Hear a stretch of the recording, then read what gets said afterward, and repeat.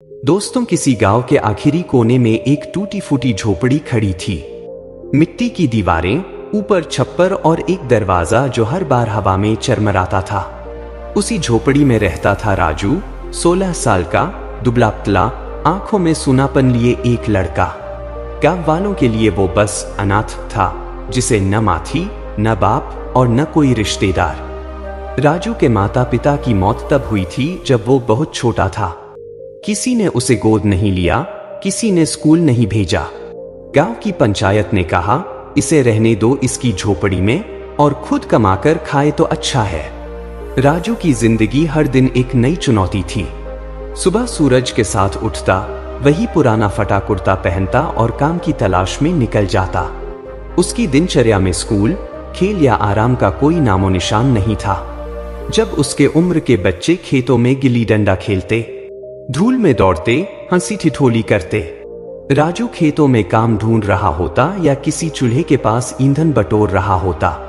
कई बार बच्चों ने उसका मजाक उड़ाया, अरे राजू फिर खेत में जा रहा है, अरे भाई चलो खेलते हैं, तू तो मजदूर बन गया है।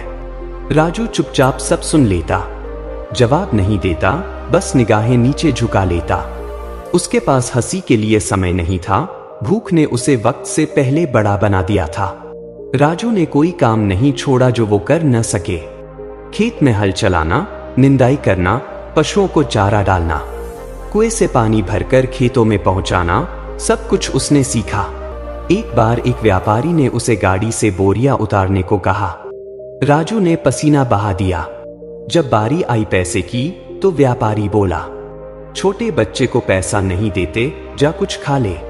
राजू चुपचाप घर लौट आया। पेट भरा नहीं था, पर मन भरा हुआ था दुख से। उसने सोचा, मैं मेहनत से डरता नहीं, पर लोग मेरी मजबूरी का मजाक बनाते हैं। झोपड़ी में बस एक पुरानी चटाई थी। बारिश में छत टपकती थी। कई रातें राजू ने भूखे पेट बिताई। पेट में मरोड़े उठती, आंखें नींद से पहले थकावट से बंद हो जाती। रात का अंधेरा उसके लिए चैन नहीं, डर होता। बिजली न थी, रोशनी बस चांद की थी। कई बार जब काम नहीं मिलता, वो गांव के मंदिर के पास बैठता। कभी कोई बुजुर्ग रहम खाकर 2 रोटियां दे जाता, तो कभी दिन भर कुछ भी न मिलता। लेकिन इस सब के बावजूद राजू ने भीख नहीं मांगी। उसके अंदर एक जिद थी, मेहनत करूंगा पर हाथ नहीं फैलाऊंगा। राजू ने कई बार खुद से कहा, सब कहते हैं नशा बुरा है, मैं कहता हूं नशा मेहनत का करो। ये भूख, ये ताने, ये अपमान और यही सिखा रहे हैं मुझे। अगर मैं रोज कुछ काम कर लूं तो एक दिन ऐसा आएगा जब लोग मुझे इज्जत से पहचानेंगे।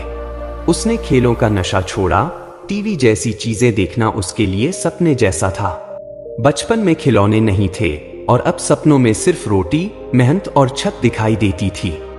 राजू के साथ के कई लड़के स्कूल जाते थे। वे शाम को खेलने निकलते, नए कपड़े पहनते।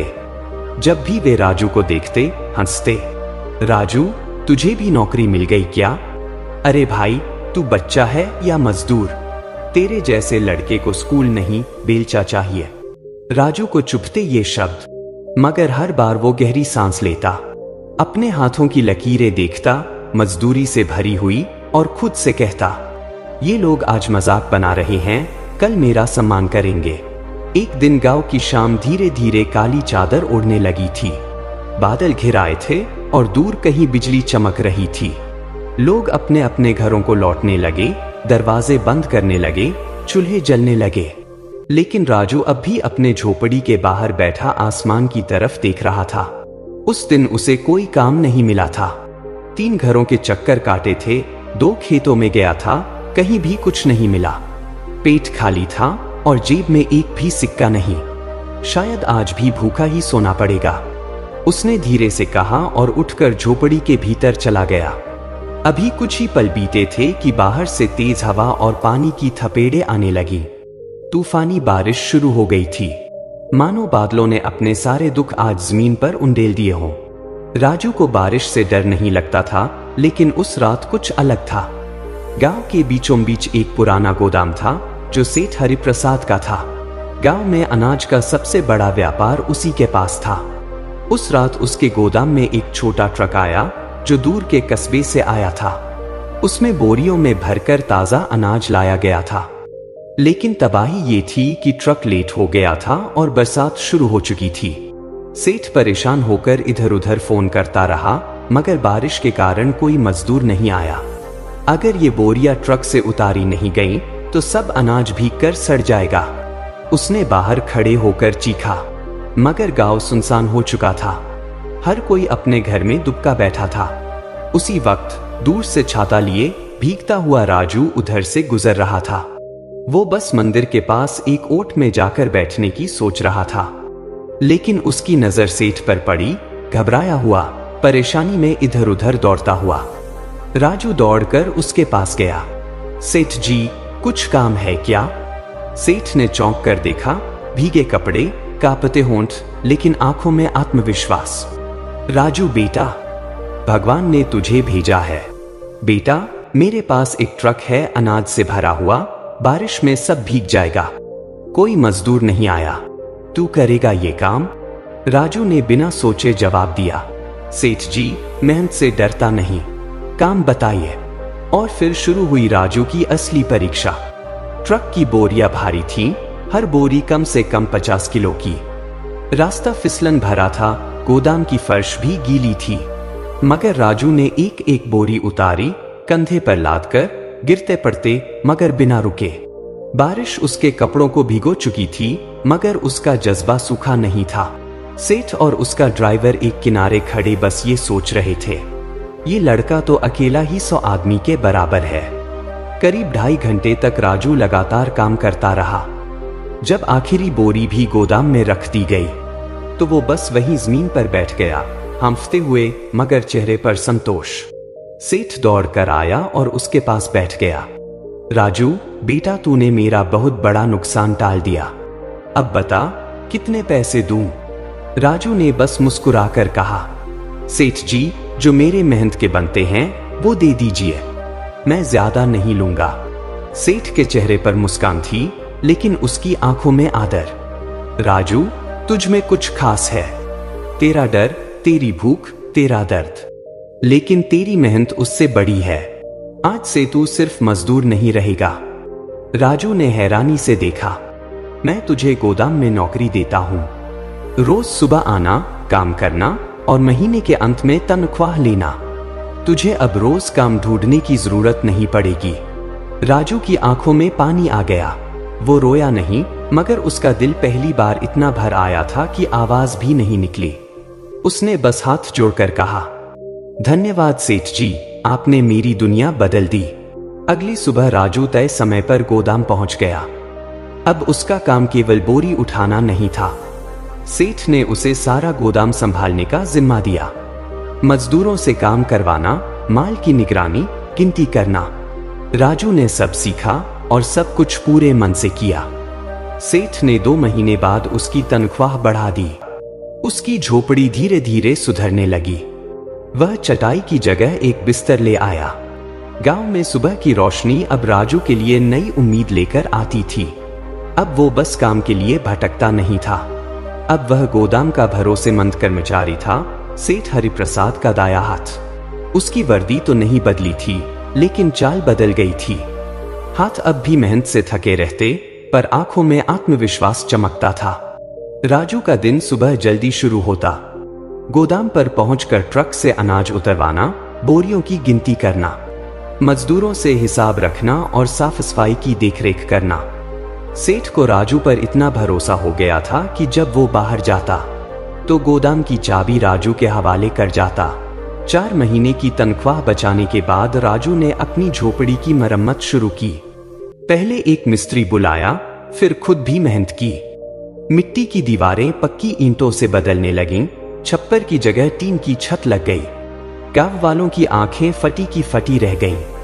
अरे ये तो वही राजू है ना, जो एक वक्त रोटी के लिए खेतों में भटकता था। देखो इसका घर, लगता है कोई मेहनती आदमी रहता है इसमें। अब वही लोग जो ताने मारते थे, राजू को सम्मान से बुलाते थे। कोई कहता राजू भाई, कोई कहता राजू बाबू। एक दिन की बात है, राजू गोदाम पर बैठा था, तब एक लड़का पास आया, उम्र में करीब उतना ही जितना पहले राजू था। वो थोड़ा झिझकते हुए बोला, राजू भैया, मुझे भी कुछ सीखना है। मैं भी आपकी तरह मेहनत करके कुछ बनना चाहता हूं। घर की हालत खराब है, कुछ बताइए ना। राजू ने उसे देखा, कभी वो खुद भी इसी हालत में था। राजू ने मुस्कुराकर उसका कंधा थपथपाया और कहा, भाई, नशा खेलकूद का नहीं, मेहनत का करो। दुनिया के ताने सहो, पर मेहनत से मुंह मत मोड़ो। अगर तुम काम से भागोगे तो रोटी भी भागेगी, लेकिन अगर मेहनत को अपना साथी बना लोगे तो रोटी, इज्जत और सपने सब तुम्हारे होंगे। लड़का कुछ बोल नहीं सका। उसके चेहरे पर एक चमक थी, जैसे उसे रास्ता मिल गया हो। धीरे धीरे गांव में बदलाव दिखने लगा। कई लड़के जो पहले दिन भर आवारा घूमते थे, अब गोदाम पर आकर मदद करने लगे। राजू उन्हें सिखाता, समझाता और जिंदगी की सच्ची सीख देता। राजू अब सिर्फ मजदूर नहीं रहा, वो अब प्रेरणा बन चुका था। सेठ हरिप्रसाद एक दिन गांव के चौपाल में बोले, राजू जैसे लड़के इस गांव का गौरव हैं। अगर हर बच्चा मेहनत को अपनाए तो ये गांव भी एक दिन शहर बन सकता है। कभी जो लड़का बारिश में भीगा, भूखा सोया और तानों का शिकार हुआ, अब वो मिसाल बन चुका था। राजू ने खुद से एक दिन कहा था, मैं मेहनत से डरूंगा नहीं, क्योंकि रोटी मेहनत से मिलती है, रहम से नहीं। और आज वो बात सच हो गई थी। अब उसकी झोपड़ी घर बन चुकी थी। दिल में डर की जगह आत्मसम्मान था और उसके शब्द अब सिर्फ कहानियां नहीं, सबक बन गए थे। दोस्तों, यह कहानी हमको सीखती है कि नशा मेहनत का करो। नशा उस पसीने का जो रोटी कमाता है, नशा उस रास्ते का जो इज्जत तक जाता है। क्योंकि आशिकी का नशा सिर्फ एक पल की खुशी है, पर मेहनत का नशा जिंदगी बदल देता है। दोस्तों, अगर आपको ये कहानी पसंद आई हो तो हमारे YouTube चैनल कहानी वेल बाबा को जरूर सब्सक्राइब करें। बेल आइकन दबाइए ताकि हर नई प्रेरणादायक कहानी सबसे पहले आप तक पहुंचे। यहाँ हर कहानी में मिलेगा जीवन का पाठ, संघर्ष की सच्चाई और दिल छू लेने वाली बातें। वीडियो को लाइक कीजिए, कमेंट में बताइए कैसी लगी कहानी और दोस्तों के साथ जरूर शेयर करें।